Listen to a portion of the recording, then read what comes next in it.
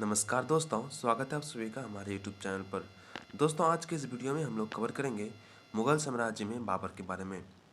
संपूर्ण विस्तार में पढ़ेंगे ताकि आने वाले एग्जाम में आपका एक भी प्रश्न बाबर से ना छूटे। तथा लास्ट में एक प्रैक्टिस सेट भी रखे हैं जिसमें जितने भी महत्वपूर्ण प्रश्न हैं जो कि पहले एग्जाम में पूछे गए हैं तथा आने वाले एग्जाम में संभावित प्रश्न हैं, उन सभी का एक प्रैक्टिस सेट भी है। तो उस प्रैक्टिस सेट लगाकर जरूर जाइएगा। चलिए स्टार्ट करते हैं। सबसे पहले देखते हैं हम लोगों को पढ़ना क्या क्या है। इस वीडियो में हम लोग पढ़ेंगे बाबर का प्रारंभिक जीवन, बाबर का प्रारंभिक संघर्ष, बाबर के समय भारत की स्थिति, बाबर का भारत पर आक्रमण, पानीपत का प्रथम युद्ध, खानवा का युद्ध, चंदेरी का युद्ध, घाघरा का युद्ध, बाबर की मृत्यु और अन्य महत्वपूर्ण तथ्य। इन सभी के बारे में डिस्कस करना है आज हम लोग को इस वीडियो में। तो चलिए दोस्तों स्टार्ट करते हैं। बाबर का जन्म 14 फरवरी 1483 ईस्वी को फरगना के एक छोटे से राज्य में हुआ था जो कि अब उज्बेकिस्तान में स्थित है। यहाँ पे आप देख सकते हैं उज्बेकिस्तान, यहीं पर पहले फरगना हुआ करता था। बाबर का वास्तविक नाम जहीरुद्दीन मोहम्मद था। इसके पिता फरगना के शासक हुआ करते थे। बाबर के पिता उमर शेख मिर्जा तैमूर वंश से थे तथा इसकी माता कुतलुक निगार खानम मंगोल वंश से थी। इस प्रकार जो है बाबर तुर्क एवं मंगोलों के रक्त का मिश्रण था। बाबर जो है वह तैमूर का 5वां वंशज था तथा मंगोलों का वह 14वां वंशज था। 1494 ईस्वी में अपने पिता की मृत्यु के पश्चात मात्र 11 वर्ष की उम्र में बाबर फरगना का शासक बन गया। अब चलते हैं बाबर का प्रारंभिक संघर्ष के बारे में। जिस समय बाबर फरगना का शासक बना उस समय मध्य एशिया में उज्बेकों का शासन चल रहा था। उज्बेक जो थे उस समय मध्य एशिया में सबसे शक्तिशाली शासक थे। 1496 ईस्वी में बाबर ने अपना प्रथम आक्रमण जो है वह समरकंद पर किया। उस समय समरकंद का शासक बाबर के चाचा थे, परंतु इस अभियान में बाबर असफल रहा। इसी कारण से बाबर ने अपना दूसरा आक्रमण 1501 ईस्वी में समरकंद पर किया और इस बार जो है बाबर सफल रहा, परंतु शीघ्र ही समरकंद और फरगना बाबर के हाथों से निकल गया क्योंकि उसके चाचा ने जो है बाबर पर आक्रमण करके उसको समरकंद और फरगना से खदेड़ कर बाहर निकाल दिया। दोबारा जब फिर बाबर समरकंद और फरगना पर आक्रमण करने की तैयारी कर रहा था तो उसके चाचा ने उज्बेकों को आमंत्रित किया बाबर को खदेड़ने के लिए। इसी कारण से 1501 ईस्वी में हुआ सर-ई-पुल का युद्ध। सर-ई-पुल का युद्ध जो है वह बाबर और उज्बेक शासक शैबानी खान के बीच में हुआ था। इस युद्ध में जो है वह शैबानी खान ने तुलगमा पद्धति का प्रयोग कर बाबर को पराजित कर दिया और बाबर ने जो है इसी युद्ध में तुलगमा पद्धति को सीखा, जो कि बाद में बाबर ने पानीपत के प्रथम युद्ध में इस नीति का प्रयोग किया था। शैबानी खान से पराजित होने के पश्चात बाबर को विवश होकर काबुल की ओर बढ़ना पड़ा और काबुल की ओर बढ़ते हुए उसने 1504 ईस्वी में काबुल पर आक्रमण कर उस पर अधिकार कर लिया और कुछ ही समय के बाद वह गजनी पर भी अधिकार कर लिया। इसी कारण से काबुल और गजनी को विजित करने के पश्चात 1507 ईस्वी में बाबर ने अपनी पैतृक उपाधि मिर्जा को त्याग कर, उसकी पैतृक उपाधि मिर्जा थी और अपने पैतृक उपाधि मिर्जा को त्याग कर उसने पादशाह की उपाधि धारण की। पादशाह की उपाधि धारण करने वाला बाबर पहला तैमूर शासक था। इससे पहले किसी ने भी बादशाह की उपाधि धारण नहीं की थी। बाबर जिस समय काबुल पर अधिकार कर रहा था उस समय जो है वह उत्तरी भारत में दिल्ली सल्तनत में लोदी वंश चल रहा था और लोदी वंश में सिकंदर लोदी की मृत्यु के पश्चात इब्राहिम लोदी शासन कर रहा था। इब्राहिम लोदी और उनके अफगान सरदारों के बीच में मतभेद चल रहा था। ये दोनों एक दूसरे को पसंद नहीं करते थे। सभी सरदार चाहते थे कि इब्राहिम लोदी सिंहासन से हट जाए और उसके बदले में कोई और व्यक्ति सिंहासन पर बैठे। इसी कारण से सभी सरदार एक मौके की तलाश में थी ताकि इब्राहिम लोदी को सिंहासन से हटा सके। इन सभी सरदारों में से सबसे शक्तिशाली सरदार दौलत खान था। दौलत खान जो था वह पंजाब का गवर्नर था। बाबर के समकालीन निराश तथा उसके शासक देखते हैं। विजयनगर साम्राज्य का शासक हुआ करता था कृष्णदेव राय। कश्मीर का मोहम्मद शाह, मालवा का आपका मोहम्मद शाह द्वितीय, महमूद शाह द्वितीय, मेवाड़ का राणा सांगा, गुजरात का बहादुर शाह, सिंध का शाहबेग अरमून और बंगाल का नुसरत शाह हुआ करता था शासक। अब देखते हैं हम लोग बाबर का भारत पर पहला आक्रमण। 1519 ईस्वी में बाबर ने भारत पर प्रथम आक्रमण यूसुफ जाई जाति के विरुद्ध किया था। तथा इस आक्रमण के बाद बाबर ने बाजोर एवं भेरागढ़ के किला पर अधिकार कर लिया। इस आक्रमण में बाबर ने प्रथम बार बारूद एवं तोपों का प्रयोग किया था। तो बारूद एवं तोपों का प्रयोग जो है बाबर ने प्रथम बार 1519 में किया था भारत पर आक्रमण के समय।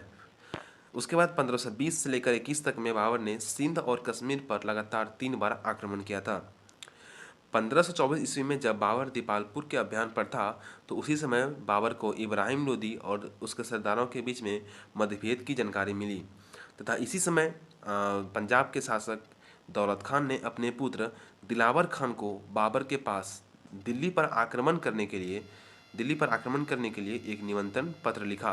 दौलत खान ये सोच रहे थे कि जिस प्रकार अन्य सभी तैमूर भारत पर आक्रमण करके यहाँ से धन लूट कर वापस चले गए, उसी प्रकार बाबर भी यहाँ से धन लूट कर वापस चले जाएंगे, परंतु ऐसा नहीं था। बाबर जो है वह भारत में एक नए वंश की स्थापना करना चाहता था और इसी कारण से जब इस बात का पता दौलत खान को चला तो 1525 ईस्वी में बाबर और दौलत खान के बीच में एक युद्ध हुआ, जिसमें दौलत खान को बाबर ने पराजित कर पंजाब पर अधिकार कर लिया और पंजाब पर अधिकार करने के बाद जो है बाबर को और भी आसानी हुआ इब्राहिम लोदी पर आक्रमण करने में। इसी के पश्चात 21 अप्रैल 1526 ईस्वी को हरियाणा के एक मैदान जिसका नाम है पानीपत पर दिल्ली के सुल्तान इब्राहिम लोदी एवं बाबर के मध्य भीषण युद्ध लड़ा गया। इस युद्ध में बाबर ने जो है इब्राहिम लोदी को पराजित कर उसकी हत्या कर दी। इस युद्ध को जीतने के पश्चात बाबर ने भारत में मुगल वंश का स्थापना किया। इस युद्ध में बाबर ने प्रथम बार तुलगमा पद्धति का प्रयोग किया था तथा तोपों को सजाने के लिए उस्मान पद्धति का भी प्रयोग किया था। पानीपत के युद्ध में ग्वालियर के शासक विक्रमजीत भी इब्राहिम लोदी के पक्ष में युद्ध करते हुए मारा गया था। पानीपत का युद्ध जीतने के पश्चात जितने भी स्थान थे जहां पर इब्राहिम लोदी का शासन था, उन सभी क्षेत्रों पर बाबर ने अधिकार कर लिया और भारत विजय के उपलक्ष्य में ही बाबर ने प्रत्येक काबुल वासी को एक एक चांदी का सिक्का उपहार में दिया। इसी कारण से इसकी उदारता को देखते हुए काबुल के निवासी ने बाबर को कलंदर की उपाधि प्रदान की। उसके बाद हुआ आपका खानवा का युद्ध, जो कि 1527 में हुआ था।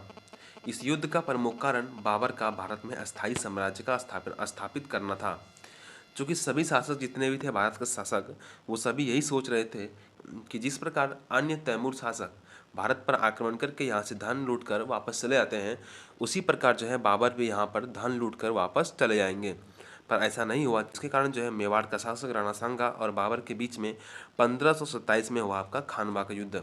इस युद्ध में राणा सांगा जो है यह पराजित हुआ और बाबर विजय हुआ। खानवा के युद्ध जीतने के पश्चात बाबर ने गाजी की उपाधि धारण की। खानवा के युद्ध में बाबर ने शराब के प्रयोग पर पूर्णतः प्रतिबंध लगाने के साथ ही जिहाद का नारा दिया था। तो अगर आपसे कभी पूछ लिया जाए कि बाबर ने शराब के प्रयोग पर पूर्णतः प्रतिबंध कब लगाया था, तो वह 1527 में लगाया था खानवा के युद्ध में, और उसके बाद इसने जिहाद का भी नारा दिया था। खानवा का युद्ध में बाबर की विजय का मुख्य कारण था तुलगमा युद्ध पद्धति एवं तोपखाना और राणा सांगा का सेनापति सरहदी तंवर का विश्वासघात करना। एक्चुअली राणा सांगा का जो सेनापति था उसने जो है वह राणा सांगा के साथ विश्वासघात किया था, जिसके कारण से जो है वह राणा सांगा इस युद्ध में पराजित हो गया था। आगे चलते हैं, अगला है चंदेरी का युद्ध। चंदेरी का युद्ध 1528 में लड़ा गया था। चंदेरी का युद्ध मालवा के शासक मेदिनी राय और बाबर के मध्य हुआ था। इस युद्ध में बाबर ने मेदिनी राय को पराजित कर हत्या कर दिया था। जब बाबर की सेना मेदिनी राय के महलों की सारी महिलाओं को अगवा करने के लिए गया तो सारी महिलाओं ने एक साथ आग में कूदकर जौहर कर लिया। ऐसा मानता है कि बाबर ने प्रथम बार जौहर जो है वह मालवा में देखा था। उसके बाद होता है आपका घाघरा का युद्ध, जो कि 1529 में हुआ है। घाघरा का युद्ध बाबर और महमूद लोदी के बीच में हुआ था। महमूद लोदी एक अफगानी था। इन दोनों के बीच में युद्ध हुआ था जिसमें कि बाबर ने महमूद लोदी को पराजित किया था। यह मुगल काल का एकमात्र ऐसा युद्ध था जो जल और थल दोनों पर लड़ा गया था। यह युद्ध घाघरा नदी के किनारे लड़ा गया था। इस युद्ध के पश्चात बाबर का भारत में अस्थायी रूप से अधिकार हो गया। अब बाबर का साम्राज्य का सीमा जो है वह सिंधु से लेकर बिहार तक तथा हिमालय से लेकर ग्वालियर तक फैल गया। उसके बाद 26 दिसंबर 1530 ईस्वी को बाबर की आगरा में मृत्यु हो गई तथा उसके शव को आगरा के आरामबाग में दफनाया गया, किंतु बाद में बाबर की इच्छा के अनुसार उनके शव को काबुल ले जाकर दफनाया गया और जहाँ पर उसका मकबरा भी बना हुआ है। बाबर की पुत्री गुलबदन बेगम ने अपने पुस्तक हुमायूं नामा में लिखा है कि बाबर की मृत्यु इब्राहिम लोदी के मां के द्वारा विष देने के कारण हुआ था। बाबर ने अपनी आत्मकथा तुजुक बाबरी में विजयनगर के शासक कृष्णदेवराय को, जो कि तुलुप वंश से था, उसको भारत का सर्वाधिक शक्तिशाली राजा कहा था। कृष्णदेव राय की मृत्यु जो है वह 1529 में ही हो गया था। और अन्य महत्वपूर्ण तथ्य जान लेते हैं बाबर के बारे में। बाबर एक योग्य शासक के साथ ही तुर्की भाषा का विद्वान भी था। बाबर ने तुर्की भाषा में अपनी आत्मकथा बाबरनामा लिखा, जिसे तुजुक ए बाबरी भी कहा जाता है। तुजुक ए बाबरी का 4 बार फारसी में अनुवाद किया गया, जिसमें चौथी बार जो है वह शाहजहां ने मीर अबू तलीब तुर्बाती से करवाया था। बाबर ने बाबरनामा में हिंदुस्तान के 3 अभिशापों का उल्लेख किया है, जिसमें गर्मी, धूल और लू, इन 3 को भारत का अभिशाप बताया गया है बाबर ने भारत में 3 प्रकार की जलवायु बताई है। और बाबर ने जो है वह फलों में आम को तथा जानवरों में हाथी को सर्वोत्तम बताया है। बाबर का कहना था कि ये फलों में आम तथा जानवरों में हाथी जो है वह सबसे सर्वोत्तम है। बाबर ने भारत में गंजीफा, जिसे ताश का खेल कहते हैं, तथा इश्कबाजी, जिसे कबूतरों का खेल कहते हैं, इन दोनों का शुरुआत किया था। अगर आपसे कभी पूछ लिया जाए कि भारत में ताश का खेल का शुरुआत किसने किया था, तो वह बाबर ने किया था।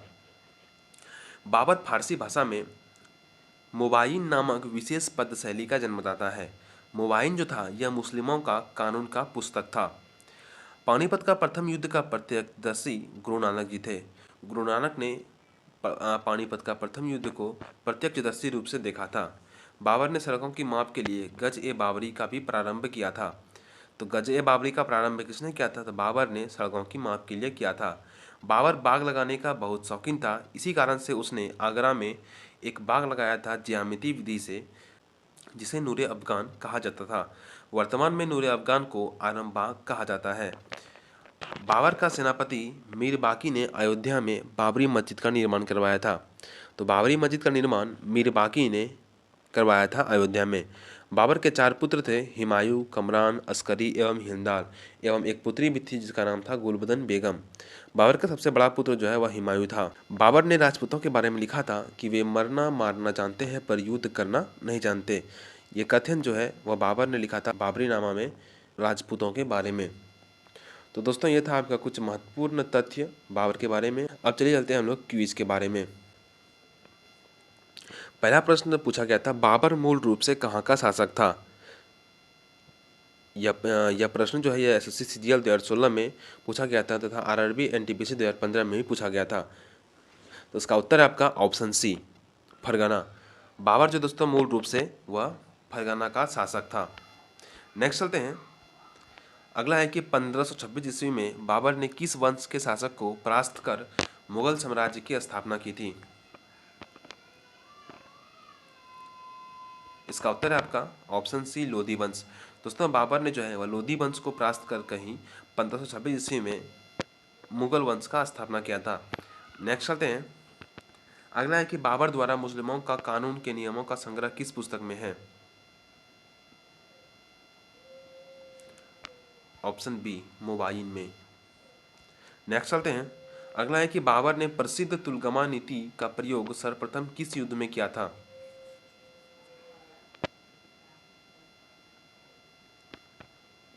ऑप्शन ए, पानीपत का प्रथम युद्ध में। नेक्स्ट चलते हैं। अगला है कि पानीपत का युद्ध कब हुआ था? ऑप्शन डी, 21 अप्रैल 1526 ईस्वी को। नेक्स्ट चलते हैं। अगला है कि बाबर कितने वर्ष की उम्र में फरगना का शासक बना था? ऑप्शन बी, 11 वर्ष की उम्र में। 11 वर्ष की उम्र में बना था 1494 ईस्वी में। ठीक है। नेक्स्ट चलते हैं। अगला है कि बाबर ने तुर्गमा युद्ध नीति किस शासक से सीखा था? ऑप्शन सी, उज्बेक शासकों से। दोस्तों बाबर ने जो है तुर्गमा युद्ध नीति उज्बेक शासकों से सीखा था। नेक्स्ट चलते हैं। अगला है कि बादशाह की उपाधि सर्वप्रथम किस शासक ने धारण की थी? ऑप्शन बी, बाबर ने। दोस्तों बादशाह की उपाधि धारण करने वाला प्रथम शासक बाबर था। नेक्स्ट चलते हैं। अगला है कि निम्नलिखित में से किस शासक को कलंदर की उपाधि दी गई थी? इसका भी ऑप्शन सी है, बाबर। नेक्स्ट चलते हैं। अगला है कि बाबर ने पहली बार जौहर कहाँ पर देखा था? Option B Malwa. दोस्तों मालवा में ही बाबर ने प्रथम बार जौहर देखा था। नेक्स्ट चलते हैं। अगला है कि निम्नलिखित में से कौन सा युद्ध जल एवं थल दोनों पर लड़ा गया था? ऑप्शन सी घाघरा का युद्ध। नेक्स्ट चलते हैं। बाबर के अनुसार भारत का सबसे शक्तिशाली राजा कौन था? ऑप्शन डी कृष्णदेव राय। नेक्स्ट चलते हैं। अगला है कि बाबर ने शराब पर पूर्णतः प्रतिबंध किस युद्ध के दौरान लगाया था? ऑप्शन सी खानवा के युद्ध पे। नेक्स्ट चलते हैं। अगला है कि निम्नलिखित में से कौन सा युद्ध बाबर और अफगानों के बीच में हुआ था?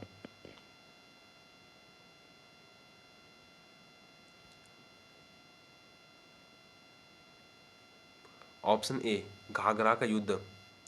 नेक्स्ट चलते हैं। अगला है कि बाबर की मृत्यु किस वर्ष हुई थी? इसका उत्तर होगा आपका 1530, जो कि यहाँ पे दिया नहीं है, एक सुधार कर लीजिए, आप इसको कर लीजिए 15, ये था 1530, 39 लिखा गया है, तो 1530 में हुआ था आपका बाबर का मृत्यु। दोस्तों ये था आपके बाबर के बारे में संपूर्ण इतिहास तथा उसके बारे में पूछे गए सभी प्रश्न। दोस्तों वीडियो कैसा लगा कमेंट करके जरूर बताइएगा, और अगर चैनल पर नए हैं तो चैनल को सब्सक्राइब करें और वीडियो को लाइक करें। चलिए दोस्तों मिलते हैं नेक्स्ट वीडियो में।